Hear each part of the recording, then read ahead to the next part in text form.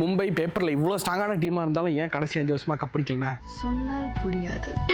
2026 ஐபிஎல்ல ரொம்ப ஸ்ட்ராங்கான டீம் பேப்பரில் இருக்குன்னா மும்பை தான். டிசிக்கு அப்புறம் மும்பை வர்சஸ் ராஜஸ்தான் அந்த டீம் தான் மோத போகிறாங்க. அதனால அவங்க பர்ஃபார்மன்ஸ்லாம் பயங்கரமாக இருக்குது. போன மேட்ச் கிட்டத்தட்ட 200 அடிச்சு அதை டிஃபெண்டுமே பண்ணாங்க. துஷார் தேஷ்பாண்டே நான் இருக்காண்டா ஆண்டா. எங்களுக்கு தெரிஞ்சு ரெண்டு டீமுமே ஈக்குவலி பேலன்ஸ்டாக இருக்கானா ஏன்னா இந்த பக்கம் ரோஹித் சர்மா செம ஃபார்மில் இருக்காரு, அடி பொழந்துக்கிட்டு இருக்காரு. இந்த பக்கம் உங்களுக்கு தெரியும் வைபவ் சூரியவம்சி அந்த பையன் ஓமக்கு எழுதுறானோ இல்லையா அடி பட்டம்லாம் அடிச்சு ஓமுக்கு பறக்க விட்டுக்கிட்டு இருக்கா. அந்த மாதிரி ரெண்டு பையனும் ஸ்ட்ராங் ஸ்டாண்டர்ட் ஓப்பனிங் பேச வச்சிருக்காங்க. ரெண்டு டீம்லையுமே ஆனால் காமனான ஒரு வீக்னஸ் இருக்கு. அது என்னன்னா லோ அண்ட் மிடில் ஆனா சரி, லைட்டா மிடில் ஆடுறோம் பர்ஃபார்ம் பண்ணல.